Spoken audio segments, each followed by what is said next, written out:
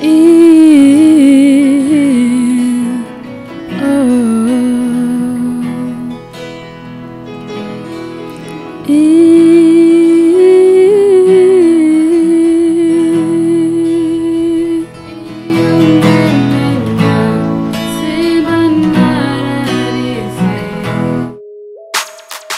mu baririmba indirimbo z'Imana se nta muntu waba ufite uvuga uyu nawe yaririmbye rwose njya mu mwuka nkumva ni sawa nkaba namugenderaho cyangwa se nkaba namwigiraho? Nimbonye niwe nyine ngerageza kumva indirimbo ze cyane nyine nkumva ziranyuze, ariko ni bose kuko nyine bose wumva indirimbo zabo ikunejeje ikakunezeza. Yego.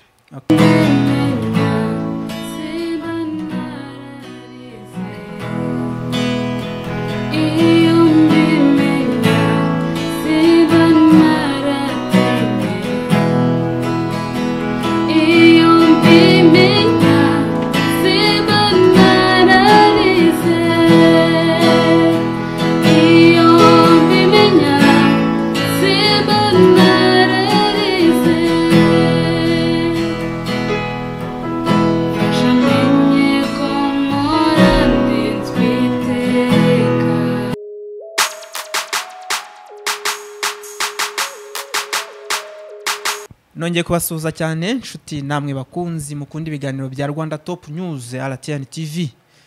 Muri kumwe na Byiringiro Clement umwami Cyamatare. Uyu munsi rero nabahinduriye naje ndi kumwe n'umuntu ukomeye cyane, umuntu mutari musanzwe muzi kuri channel, ariko nkuko twagiye tubasobanurira twabibabwiye tuzatubazanira abantu benshi batandukanye bafite impano zitandukanye, bafite ibintu byinshi bashaka kutubwira. Ni karibu rero mukurikira iki kiganiro, ni kiza cyane. Turabararitse ariko mukore subscribe, like, share na comment, akazogera kari ku ruhande mutakibagirwa kugira ngo igihe cyose dukoze ikiganiro ujye ubona notification. Abari mu Rwanda, abari hanze rwota masimbi, mwese tubahaye ikaze kuri channel yacu Rwanda Top News. Ndi kumwe n'umushyitsi mwiza cyane. Amakuru yawe? Ni meza. Uravuga cyane wisanzure, hano ni karibu muri Rwanda Top News. Umuntu arisanzura sibyo? Yego. Ya, uratwibwira, tubwira amazina yawe. Amazina yanjye ni Mutijima Asheri. Mutijima. Mutijima kumbona umuntu w'umucyo nyine, umuntu utishimye n'umuntu umeze neza akeye. Ni byiza rero ko wisanzura utagira ubwoba. Aha ni karibu kandi uri kubwira abanyarwanda muri rusange, ntaga ni ngewe gusa urimo kubwira cyangwa se kuganiriza. Ni byiza rero ko wisanzura ukavuga cyane. Ni karibu. Yego, murakoze cyane. Yego. Ya, ndabona umeze neza. Murakoze. Ufite fresher kabisa. Rwose ndabona kuza muri studio za Rwanda Top News birakubereye. Uri umuntu ukeye usa neza. Uri kurya iki, uri kunywa iki muri iyi minsi? Abantu bamwe bari kurira ngo ni muri corona ngo ibintu bimeze nabi, ariko we ndabona umuntu atamenya ko umaze iminsi muri lockdown. Nabona bw'Imana. Niko umeze neza ariko nta kibazo. Aha ni muri Rwanda Top News. Ya, turagushimiye cyane ko witabiriye ubutumire bwacu. Twakubonye ahantu hatandukanye, twishimira ko wazaza kutuganiriza ukatubwira amakuru yawe, ukatubwira ibyiza ufite, impano ufite. Muri make twebwe nibyo tuzi nibike wowe ubwawe urashaka kutubwira iki agaseke tuzaniye uyu munsi hano muri studio za Rwanda Top News nakahe? Ikinzanye ni ukubereka impano mfite nkayisangiza abanyarwanda bose muri rusange. Impano ziba ari nyinshi, habaho impano zo kuririmba, impano zo gukina filme. Ese impano ufite wowe uje kubwira abanyarwanda uzanye hano muri studio za Rwanda Top News ni iyihe? Niyo kuririmba. Uzi kuririmba cyane? Nyine ni hagati. Ya, hano nakubonye warasengaga cyane, mbona uri umunyamasengesho ukomeye. Nishimira kugutumira, ariko ibintu byo kuririmba ntabwo nzi kubizi nabyo. Ndabizi ariko ni hagati, ntago mbizi cyane. Kandi nanone ntago ndanabizi nyine nuko. Ni byiza kandi n'ubundi baravuze ngo, ubwo ndavuga abantu bazi gusenga, abantu bakoresha Bibiliya, uyu umuntu aririmba abasenze kabiri. Bivuze ngo niyo uririmba ubusenga nabyo ni byiza cyane. Ese mu kuririmba uririmba cyane indirimbo za gospel, indirimbo zisanzwe zino twita sekira cyangwa kwa? Njye ndirimba gospel cyane. Yego.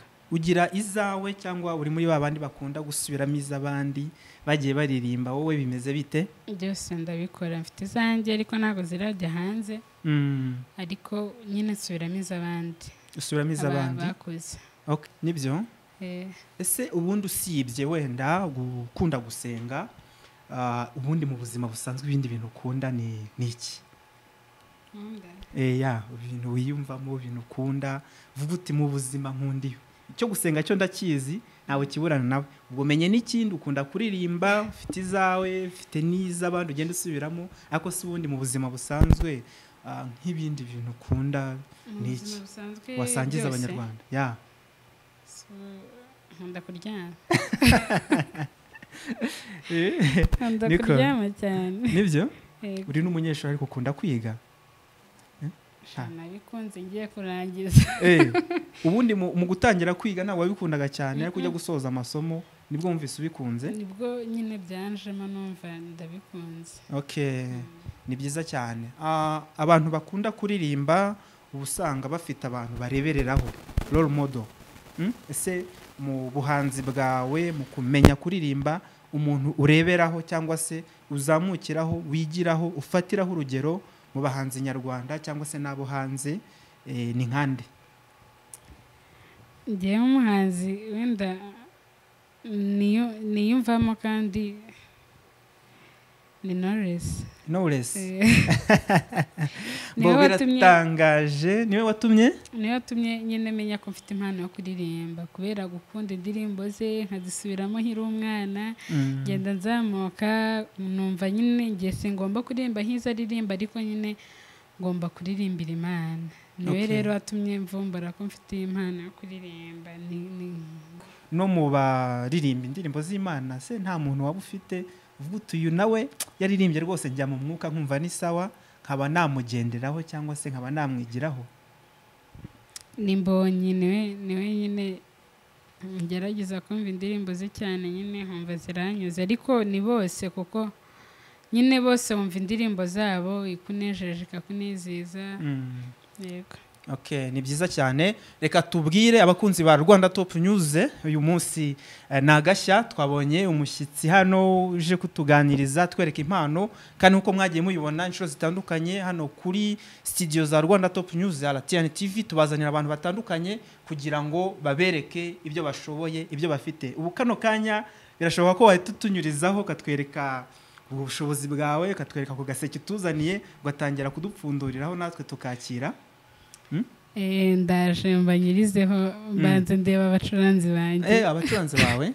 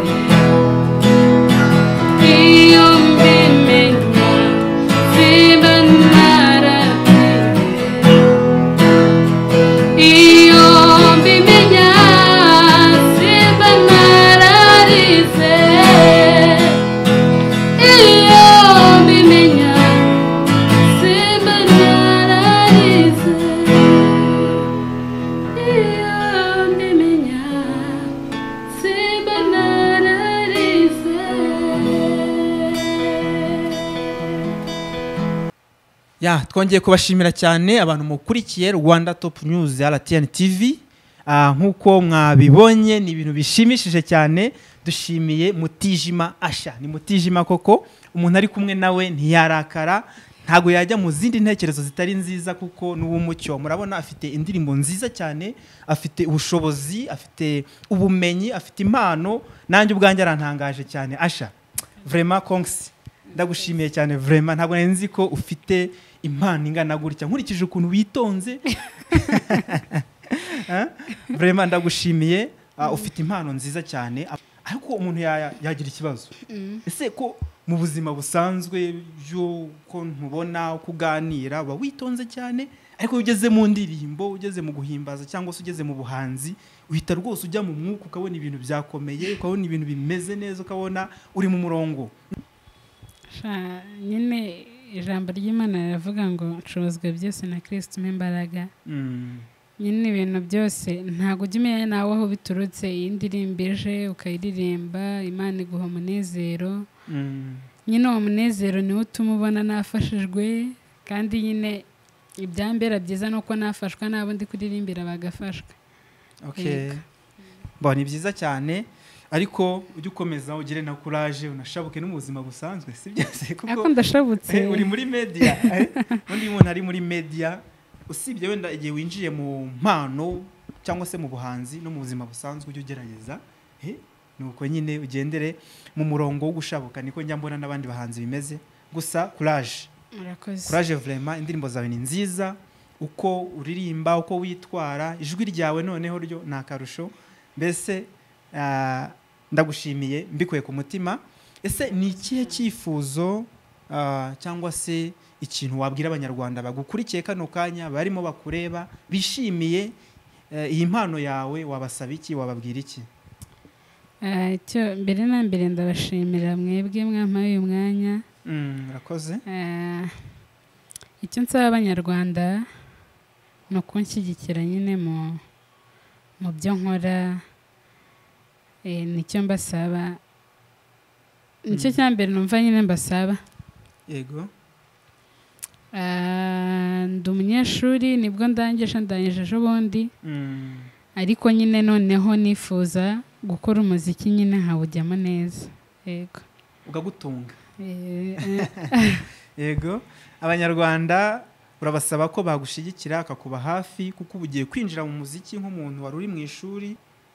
Ubwo courage, sibyo? Abanyarwanda bagushyigikire, bakube hafi.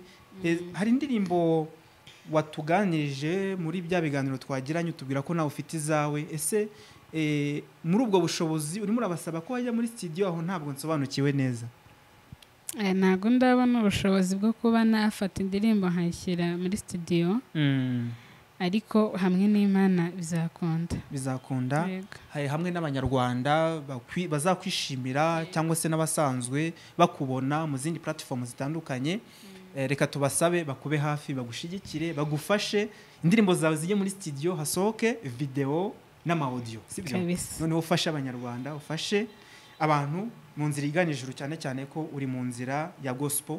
No gufasha abantu kuruhura umutima, kunezerwa, ndetse no kugira ngo bakure mu kibi bajye mu cyiza, bazajye mu ijuru. Yego. Mutijima rero turagushimiye umwanya waduhaye no kuba witabiriye ubutumire bwacu. Banyarwanda, banyarwandakazi, turabasaba ko mwakora subscribe, share na like kuri Rwanda Top News. Murakoze. Murakoze cyane Mutijima.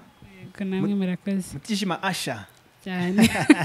Karibu rero, imvura igwa nisubira, niko abanyarwanda bavuze. Uzagaruke wongere utubwire aho ugeze.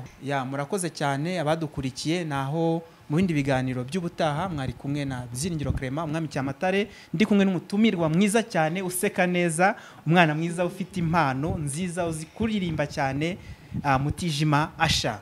Murakoze cyane. Ciao ciao.